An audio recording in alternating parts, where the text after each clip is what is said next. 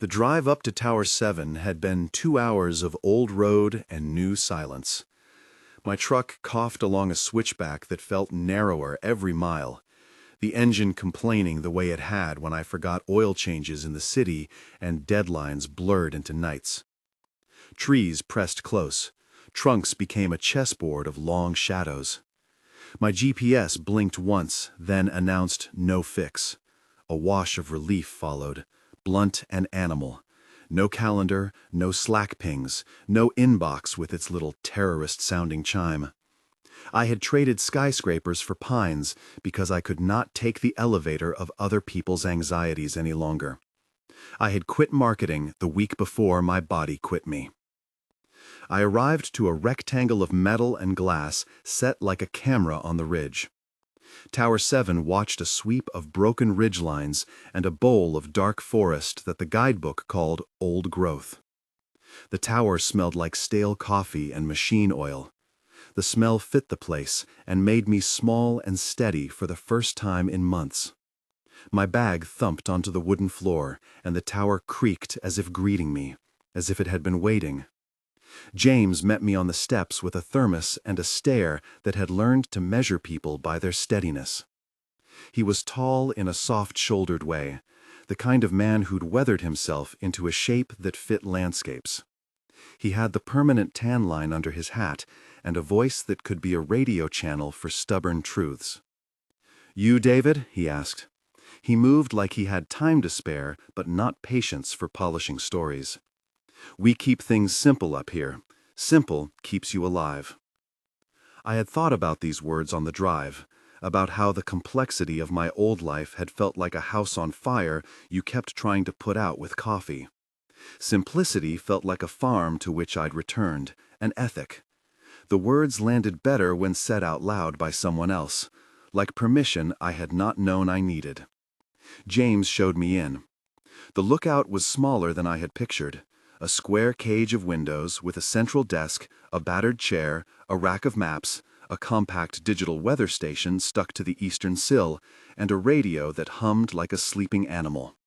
A pair of binoculars hung on a leather strap like a locket. The satellite phone lived in a metal drawer under the radio. "For when everything else fails," James said, tapping the drawer. On the desk, a sheet of paper lay folded to the size of a fingernail. The paper had been folded so many times the creases looked like ridges on an old map. James left it where I could see the corner poke out. He did not make a show of it. He did not need to.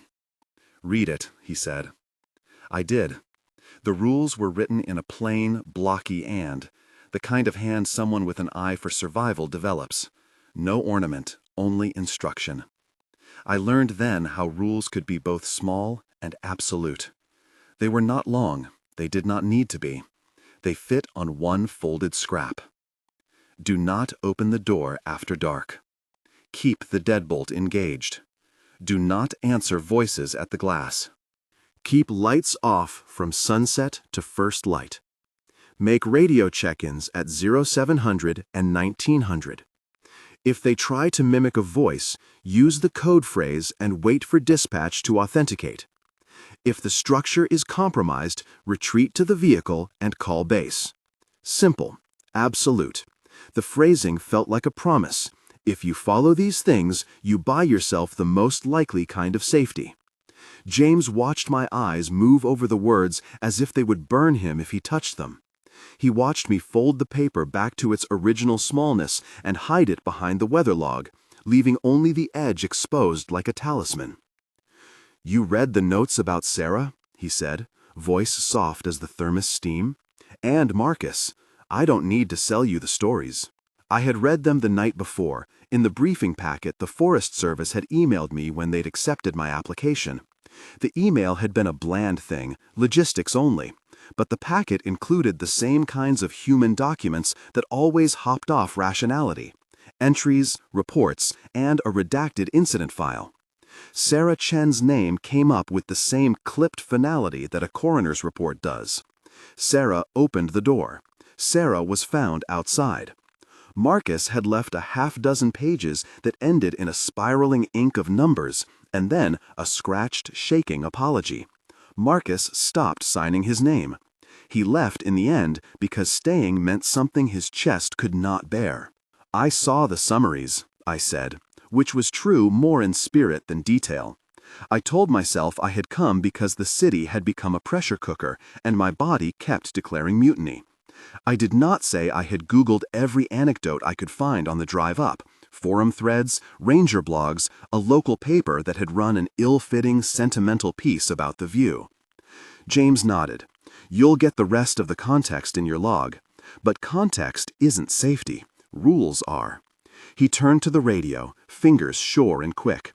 He taught me how to align the antenna, how to run a proper status check, how to log grid references. He made me repeat my call sign until the words fit.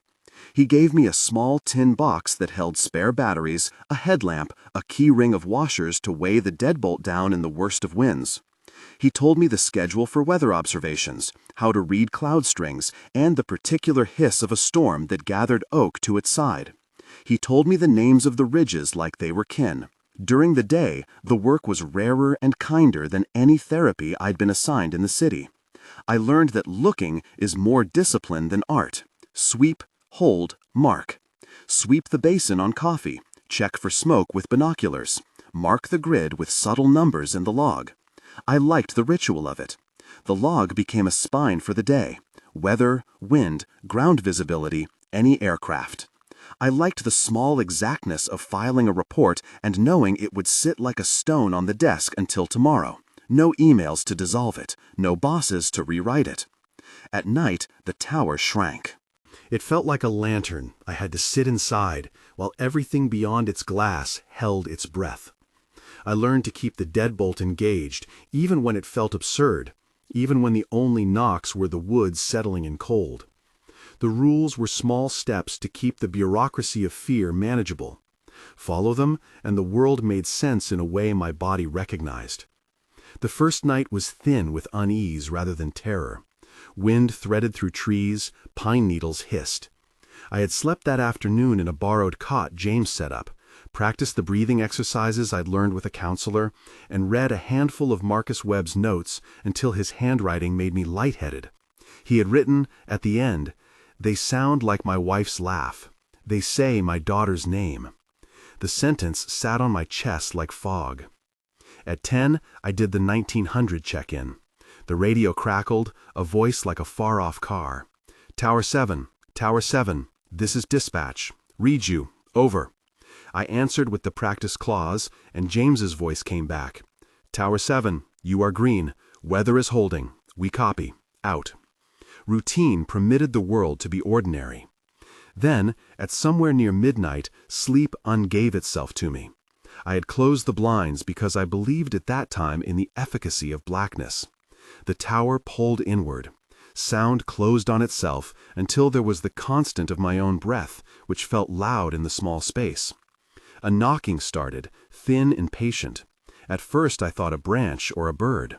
The wood has ways of practicing knots in the dark. The knocking repeated. 3 soft pounds. Then a pause. Then 2. The rhythm did not match a falling branch. It matched the cadence of deliberate fingers on glass. My first feeling was of absurd politeness, the kind you have when you are too urban to be suspicious quickly. Someone might be lost. Someone might be a hiker with a sprained ankle. I moved to the window because that is what you do with a question. You look. There was no one, only the black slit of the tree line. The knocking came again, closer, across the roof. I remember thinking it was a loose sheet of metal, an animal dragging something. The rationalization slid into place like small stones in a boot. Then the voice came, soft as a radio, muffled by wood. It sounded like Michelle. Michelle was an ex from 3 years ago. Her laugh had been a particular instrument in my head for months. I had not heard from her in person in a long time. She had not called. The voice said my name, low and exact. David, it said. And then my chest did something like buck. I backed away from the window without realizing I had taken a step. The folded rules in the log felt heavy under my hand. The paper was a presence in my pocket like a coin. I took a breath. 3 count in, 4 hold, 6 out. and the breath returned like currency. I reminded myself, do not answer voices at the glass. Keep deadbolt engaged. Do not open the door after dark. The voice spoke again, this time through the wood and everywhere. "Why did you leave?" it asked. It sounded like my boss too, tugging with guilt. It sounded like my father's voice asking to see me.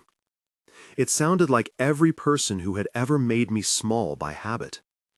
The voice knew which words would be levers. My hands found the paper and the creases. The rules were warm with my fingers.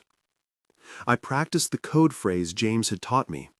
I spoke it aloud in a flat voice, the way one says a password into a dead machine. Tower 7 secure. The radio stayed quiet. Nothing answered.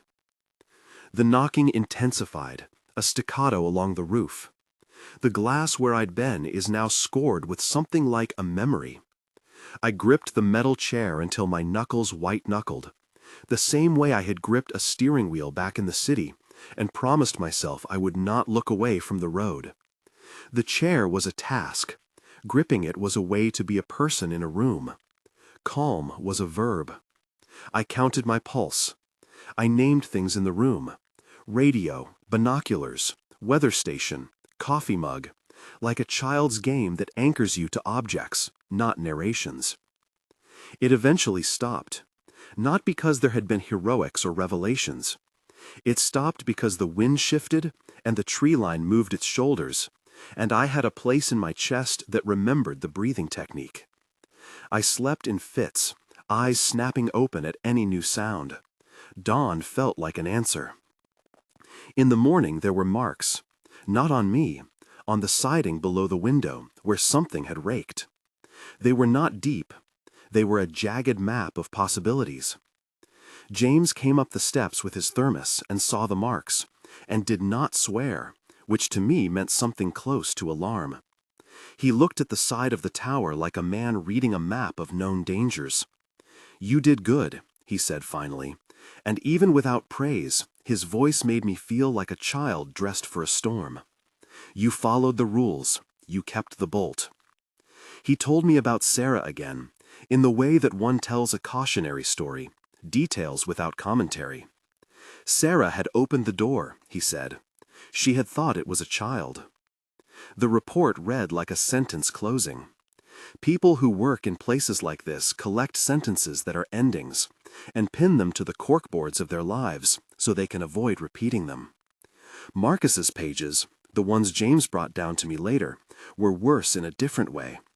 Marcus had written about a mimic of his wife's voice, and then about numbers. He had scratched out the last 3 entries. He had stopped being a person you could rely on. There was a tape in the log with an old voice. Station base, a clipped WAN describing a protocol in case of mimicry. Trust the code phrase, authenticate. Do not answer for love, not even grief. James said these like a blessing and like a warning. He said the rules again in the dry way someone reads weights. The rules were the grammar with which we spoke to the place. For days after the first night, the tower settled into its ordinary rotations. I learned how to make coffee that tasted like sunlight, and how to file weather entries that were precise enough to be boring. I read Marcus Webb's pages in the evenings. He had a particular way of splitting his sentences where the words cratered into ash. He wrote letters he never sent. He sketched patterns on the margin that looked like constellations and also like claws. There were other small comforts. A cat who belonged to a neighbor visited the base and rubbed against James's boots. A helicopter passed low one morning, and the tower vibrated like a small body being acknowledged. The tests escalated in ways that felt like a curriculum. The second night, the knocking was paired with tapping at the glass at varying intervals, a mimicry practice, like a child at the wrong academy.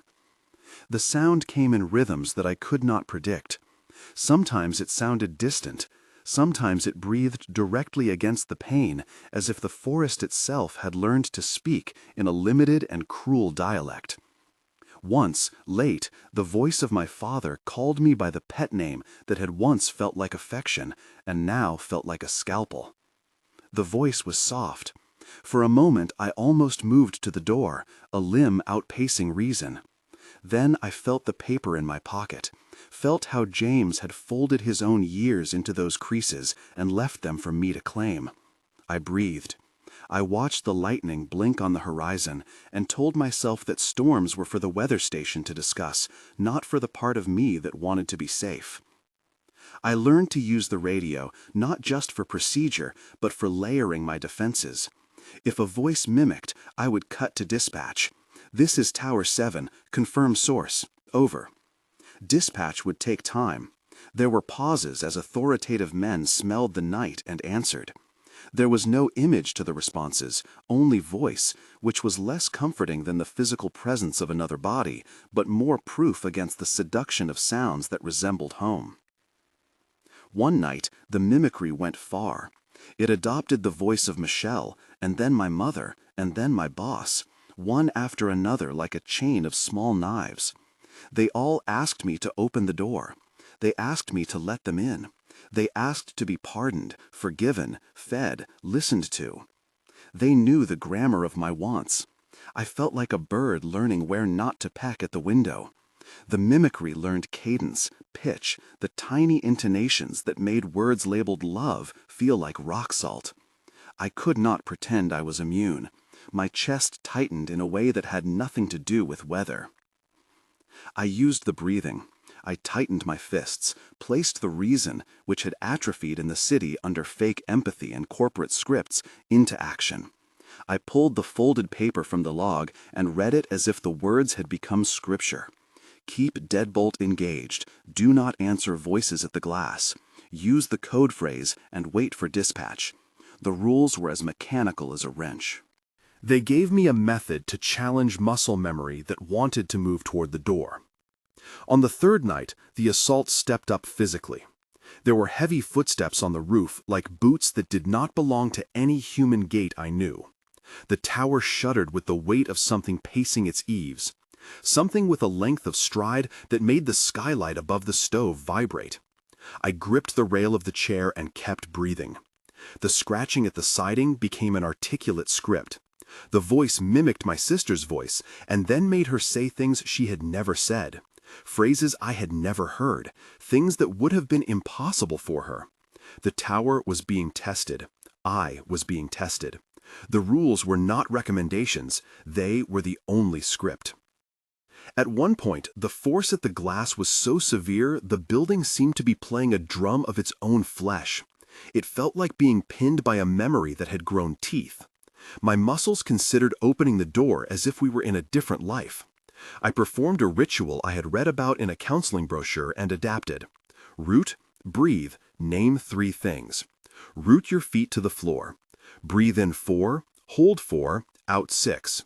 Name 3 small objects in the room. The ritual made the room real. The ritual routed me back to the physical. Rituals replace panic with habit. Habit becomes armor. The next morning there were gouges on the sill, not on my skin, not on James, on the siding where whatever had tested the boundary had found that the boundary did not yield. There were crescents of metal bent, and lines like someone had dragged fingernails along paint. The marks were evidence, and nothing would trivialize them. James looked at the marks and then at me. There was a small, rare, approving light in his face. "Rules work," he said.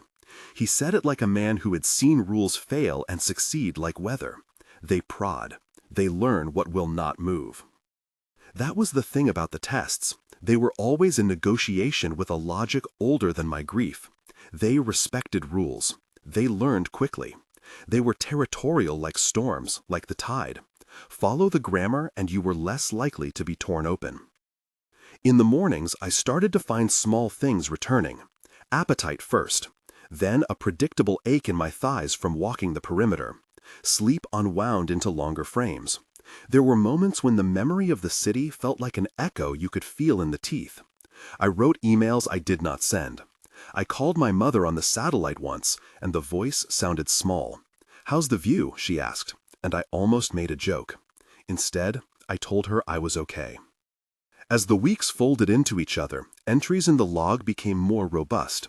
I annotated Marcus Webb's pages with gentle corrections, his weather calls in neat black ink, his pages of numbers now accompanied by my notes, how humidity behaved during the storm on the 16th, the way the pines leaned in certain directions before a front.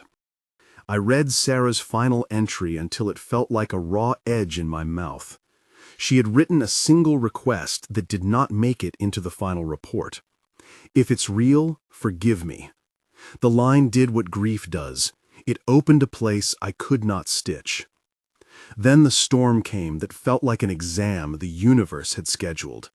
Weather forecasts had predicted a line of systems, but the real one arrived like a hand that could not be surprised. It built from the west in a tall architectural wall of cloud. James and I boarded the windows.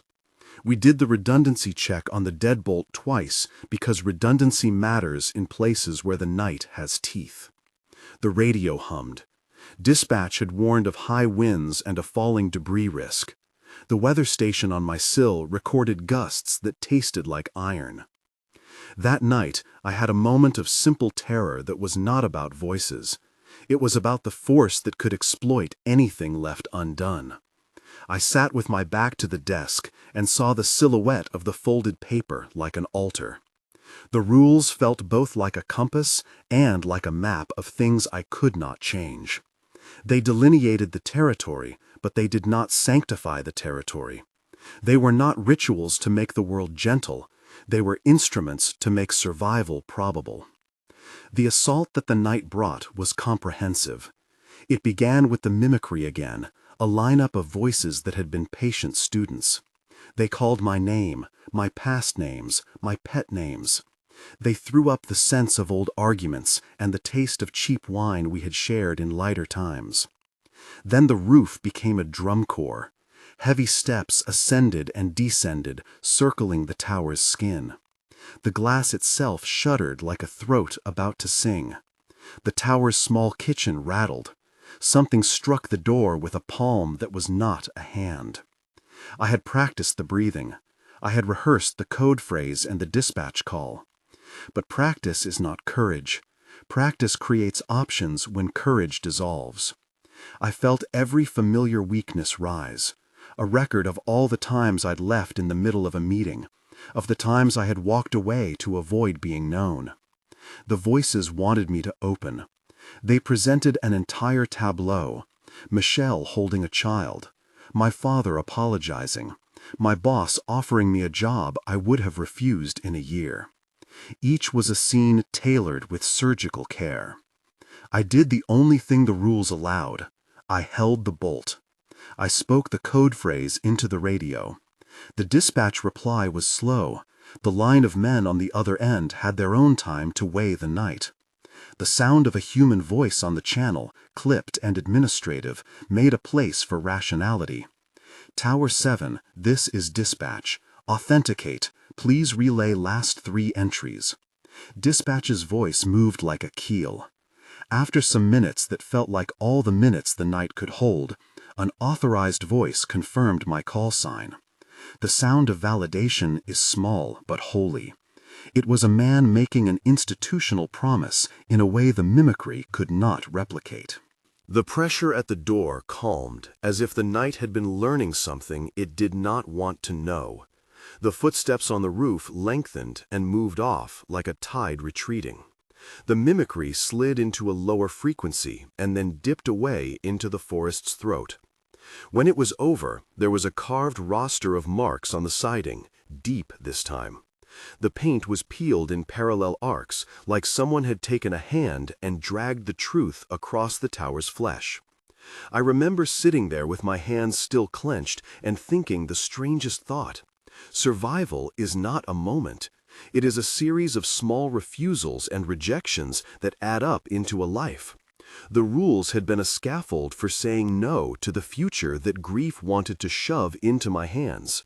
They had been a way to make choices when choices felt like electrocution.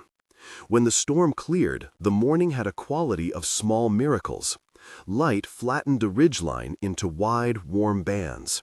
The gifts of light return with more relief than any city triumph. James came up the steps with his thermos and inspected the marks. He did not speak at first. Then he reached into his jacket and handed me a pencil. "Write it down," he said. "Write what you did. Other folks will read it." I wrote the night into the log in a handwriting steadier than I'd used in years.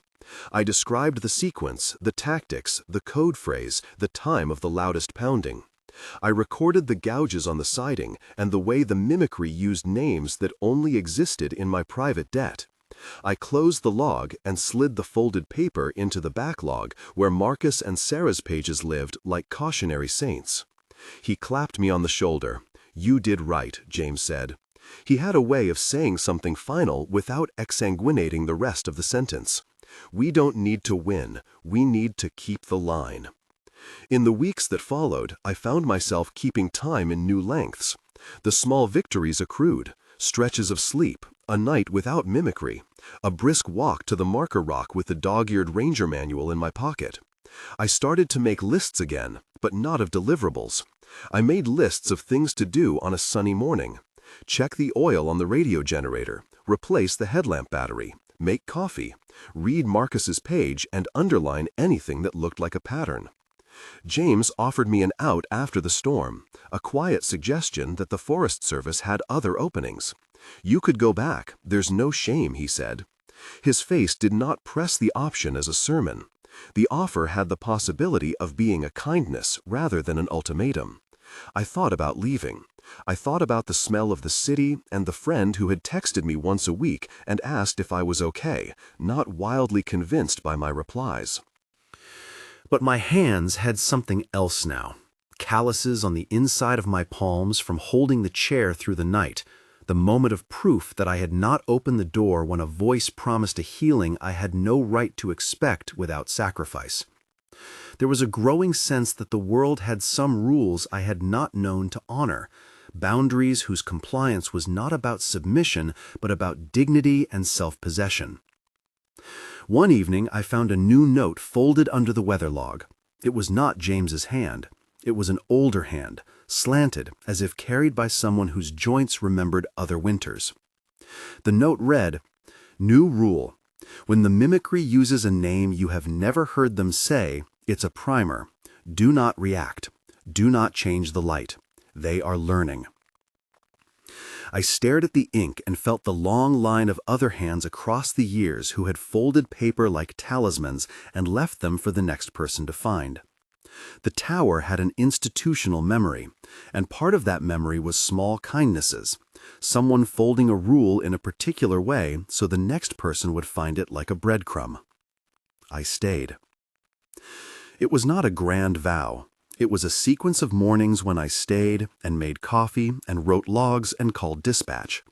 It was evenings when the mimicry came and I refused the impulse to unlock. It was physical proof in the form of scratches and bent siding and the way James nodded at the lumber of the log as if he could see what the ink meant in his own chest. Healing was not destruction of pain. It was knitting, small stitches through the days. Ritual had become the instrument of my recovery, not because it gave me absolution, but because it trained me to choose myself. The rules were terrifying because they named the cost of attention. They were terrifying because they made no promises beyond the modest. If you keep this boundary, you might live to learn. Months later, standing at the window while the valley smoked with the last of a summer fire that had stayed where it belonged, I held the paper and felt its creases. The tower below me had a new scrape on its north face, a signature of a test I had not been present for. I wrote the scrape into the log and folded my own pages. The site below our ridge had inspired a show, a world that borrowed our ghosts to entertain a city. People came sometimes to stand at the overlook and make pictures. They called it the place that inspired Stranger Things in a kind of breathless shorthand. It amused the base that the world could siphon our small darknesses into celebrity. It also made the rules feel heavier. The few people who thought our stories were publicity rarely stood long enough to learn that our nights were not narrative charm, but practices of preservation. The folded paper lived inside my jacket like a bone. When I first arrived, I had sought a place to hide from my collapse. What I found was a place that taught me a language I could speak back to the night. The language was not about conquest. It was about polite boundaries that I kept because I valued the person who resided in my ribs. Over time, the pattern of ritual calmed the animal voice that had been recording every failure. I was kinder to myself the way one is kinder to a thing that has been repaired rather than replaced. One dawn, several months in, James and I stood at the edge of the base watching a ribbon of cloud unwind. He drank his thermos and said, without rancor, "You could always take a different tower, or stick, either's fine. We need people who keep the line." I thought of the city as a wound I had once licked into a scar. I thought about the calluses in my hands and the rules folded into my chest. I thought about the night of the storm and how small acts, deadbolt, radio, breathing, had added up to a kind of life. "I'll stay," I said. My voice surprised me because it was steadier than my thoughts. It was not a triumphant proclamation. It was a steadying placement of oneself in the world. There were still nights that taught me new things. The mimicry adapted. It learned to call names that were not mine. It once tried to imitate the sound of my breathing and failed in a way that made me laugh, a small sound that was the first honest thing I had given the night. The rules adapted too. Someone added a line in the log about keeping a thermos of hot water near the chair to drink during long tests, a small practicality that comforted more than some doctrines. The ritual grew domestic. Check the deadbolt, write the log, make coffee, breathe. The site down the valley would always be the place that inspired those stranger tales, the town's little flamboyant memory of the uncanny. The tower had its own memory. Its rules were terrifying because they showed the possibility of cost, of having to refuse a thing you wanted so you could keep your life. But terror does not always arrive with cruelty. Sometimes it arrives because something important is at stake. I learned to accept the company the way one accepts weather, with preparation and with a jar of small rituals. The folded paper remained, with its edges softened, among the logs of those who had gone before. I read their names, their endings, as if they were markings on a map where a reasonable traveler learned to stay on the trail. When I finally wrote my first entry as a man who had not folded under the weight of mimicry, I wrote something simple into the log. Tower 7, secure, weather clear, David Miller. And then, by habit and by gratitude, I opened a blank line and added, "Keep the rules, live by them. They do not promise everything. They promise this, the chance to wake again." The sun lifted the valley like a hand lifting a veil. I sat at the desk and watched the light spread its fingers across the map pinned there long before me. The mast of the radio hummed, the satellite phone breathed quietly in its drawer. Outside, the forest stretched its old, patient throat. There would be other nights. There would be new marks on the siding, new entries in the log, new hands folding paper and leaving counsel for the stranger who might one day arrive worn out from other people's fires. I had been that stranger. Now I was the one who kept the line. At the desk, with my hands warm around a cup of coffee, I reached for the folded paper and smoothed one of its creases in a small ritual motion. I put it back where Marcus and Sarah could keep each other's company in ink. The rules were terrifying. They had been the bridge between lostness and a life worth the waking. I learned to cross it one practice at a time. I learned to choose the bolt, the breath, the radio voice, the small defiance of staying. And when, sometimes, on nights when the mimicry was patient and clever, and the world felt like it might split open at any wrong choice, I would take the paper from the log and read it like a man reading his own heart out loud. Do not open the door after dark. Keep the deadbolt engaged. Do not answer voices at the glass. Keep lights off from sunset to first light. Make radio check-ins at 0700 and 1900.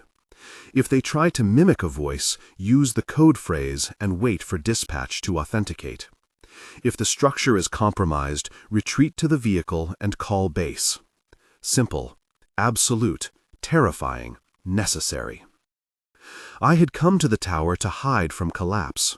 I stayed because the rules taught me how to become someone who could live with the things that wanted me to pay in ways too dear.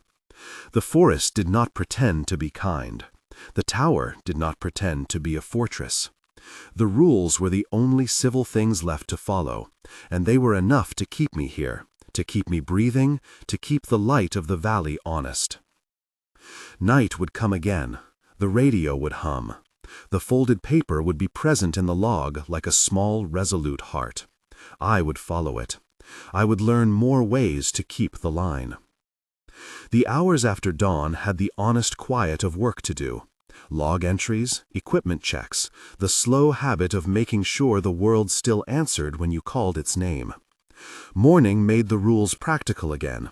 They were not abstractions, but a list of things that kept the day from slitting into a different shape. I folded the paper along the same crease and tucked it into the log's small pocket. I cleaned the receiver, traced the frayed edge of the map where someone had once written, "Stay this side," in a hand that had since disappeared into the valley. Even so, the nights taught me patience in a way the days did not. They taught me how to live with the possibility of being fooled. They taught me how a voice could become dangerous in the same way that a knife becomes dangerous when it is in the wrong room. The mimicry had learned to be patient. It had learned to wait until the night had eaten enough of a man's certainty that a whisper could trick a hand into opening a latch. That night, the sky was a bowl of brittle stars. Wind ate the trees at the edge of the clearing. It made a thin, stealthy sound like a person moving along the siding. I sat with the thermos at my elbow and a flashlight that never left its charging cradle.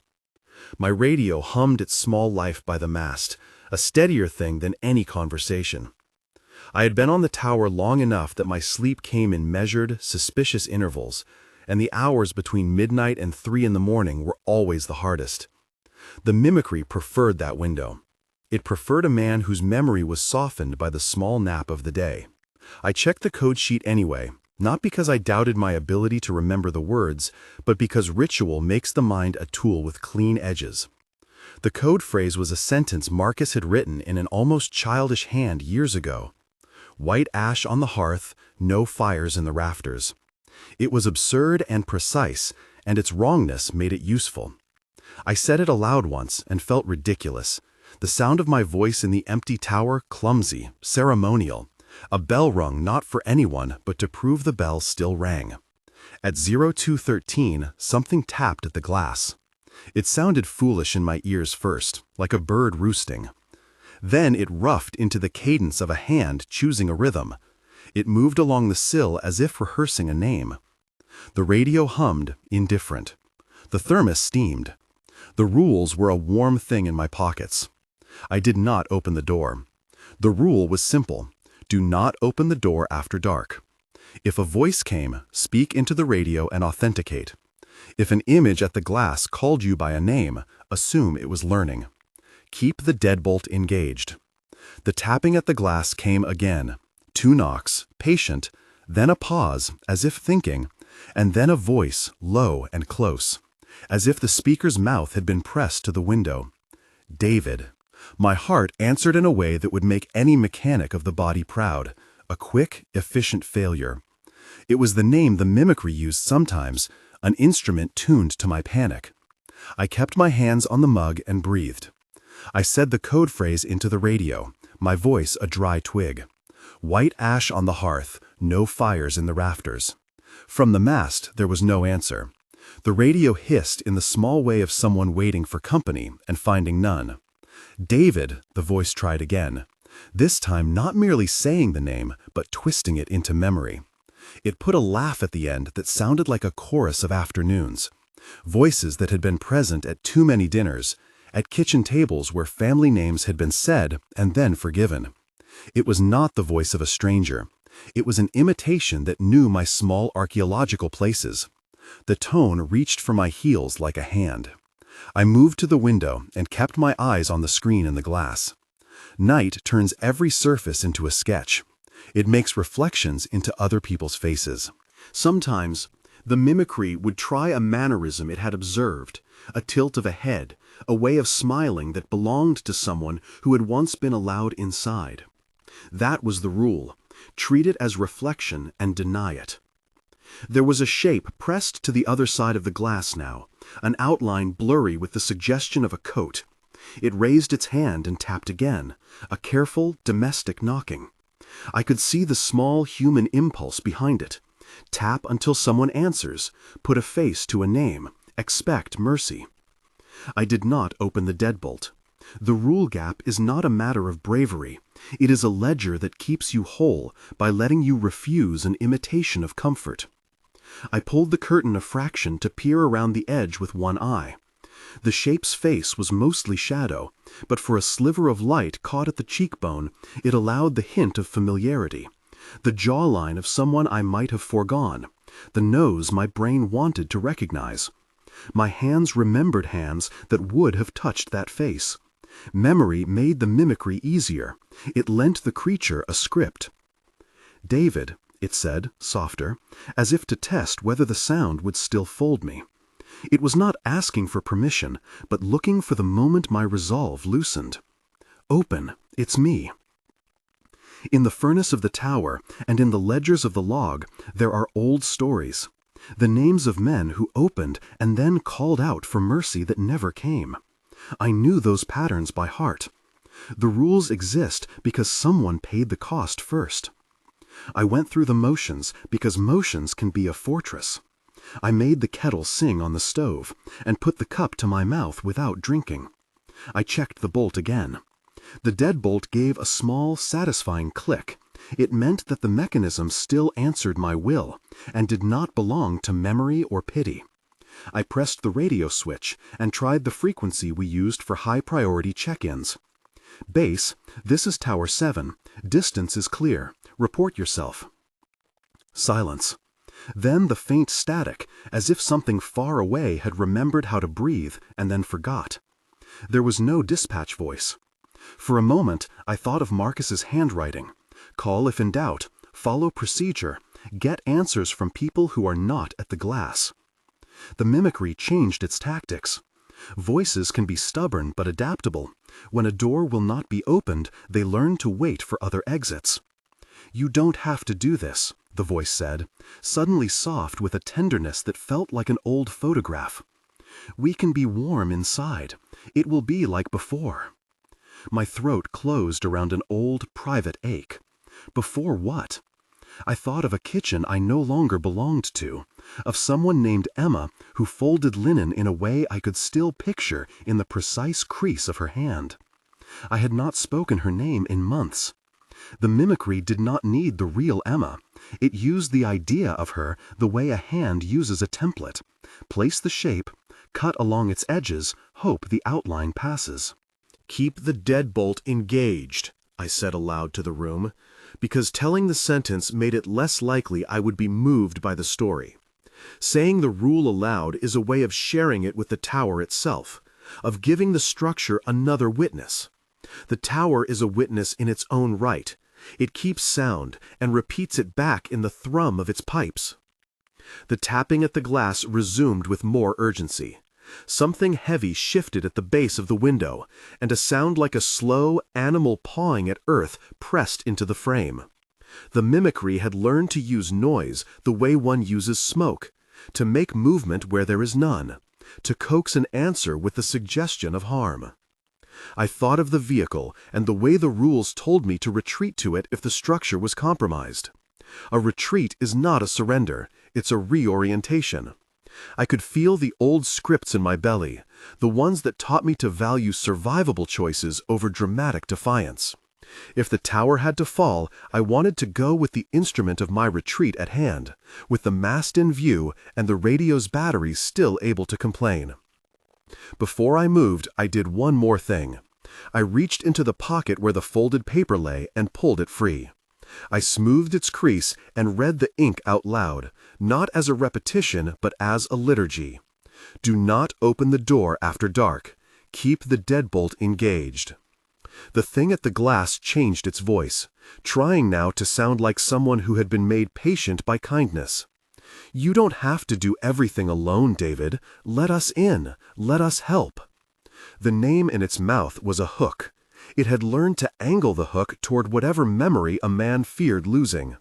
I closed my eyes and saw, for a second that was both long and clear, a figure standing at a kitchen sink, soap in hand, a child's laughter somewhere to the left.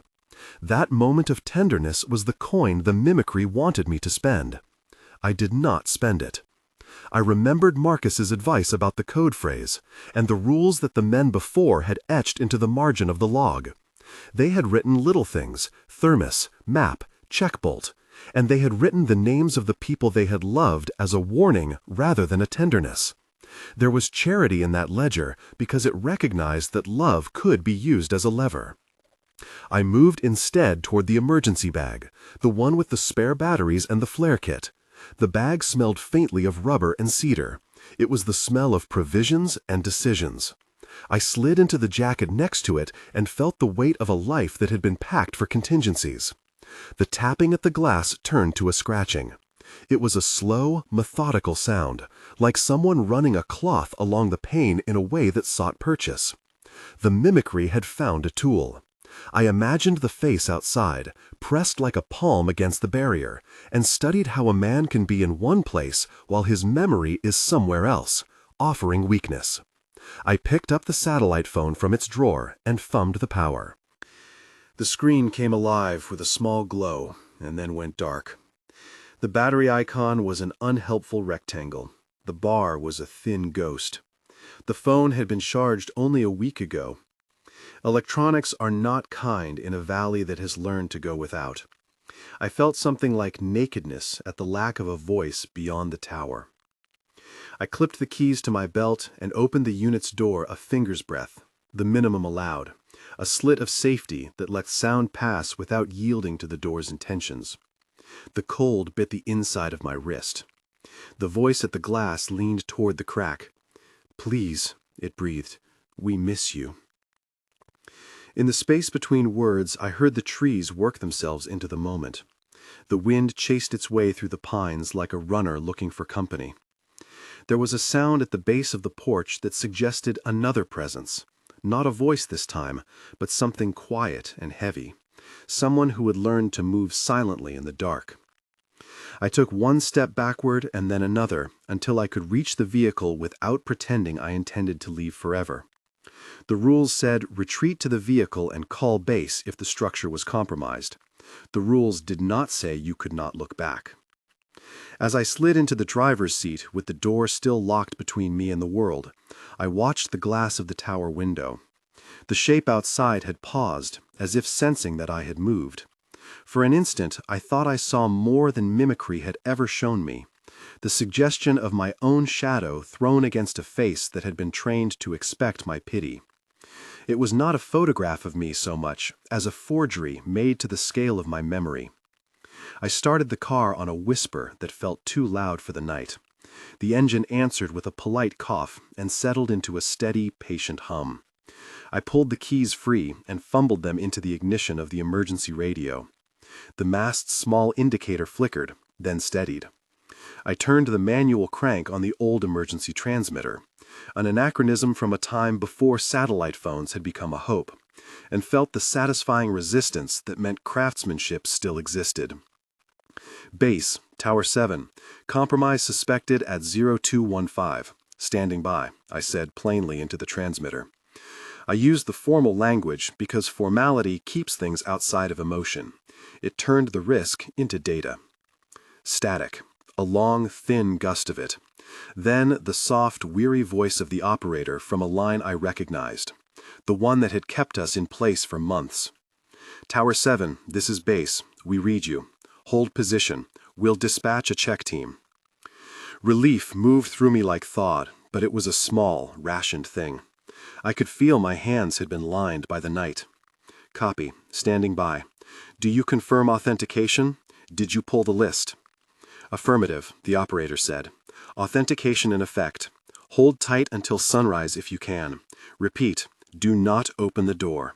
I thought of Marcus and Sarah and the folded paper between them, and how those names were not talismans, but instructions. I took a breath and opened the door of the car a finger's width, not enough to invite, but enough to let the cold in so it could witness my decision. My eyes did not leave the glass.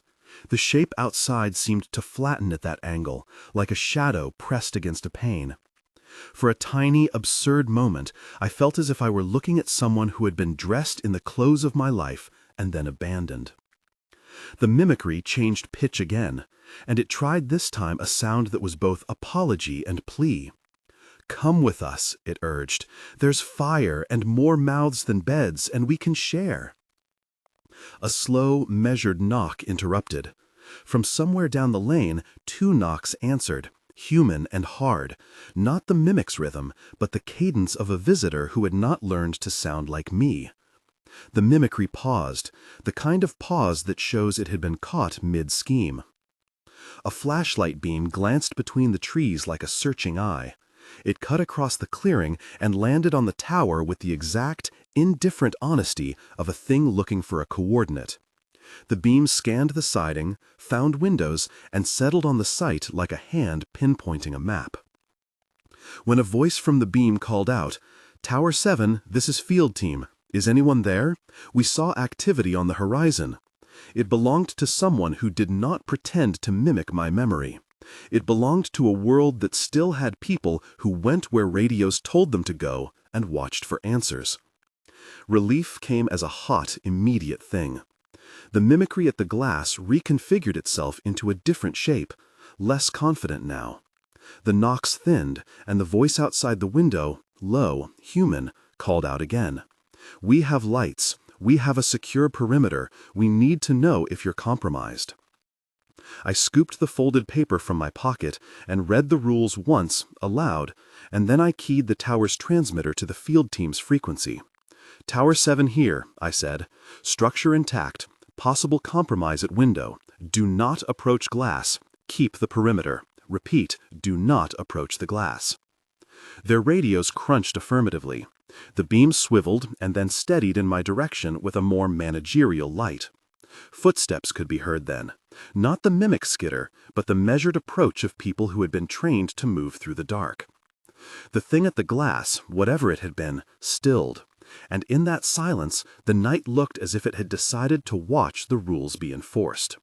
For a few thin minutes, nothing moved but the trees and the small, steady breathing of a man who had held the line. I unclipped the thermos cap and let the warm steam ghost into the car. The rules had shown their teeth, and then their teeth had been confronted by others who still remembered their own. The radio hummed again with human voices, and the beam settled like a promise. And yet, even as relief started to spread like daylight under closed lids, something more careful moved at the edge of my vision. In the reflection of the glass, the mimicry's face had not vanished so much as contracted into the suggestion of something patient. It had learned to be less noisy and more persuasive. It had learned that the longer it waited, the more likely a man would run his thumb along the memory's seam and forget where the cut would lead. I closed my hand around the folded paper and held it like a votive. The field team came forward with a knock that was real and needed no imitation. The beam swept the porch. A voice I did not mistake spoke into the night, clear and direct, and for the first time in a long stretch of hours, there were more than one other person who knew the rules. I kept my eyes on the glass until the beam and the footsteps and the real, honest voices of people who still went into the dark convinced me of a small thing, that there were no clean endings in this valley, but there were arrangements that could be observed, that, if one followed the ledger laid down by those who had already paid, one bought the right to wake again. The field team's flashlight touched the door, and then the beam swung away to sweep the porch.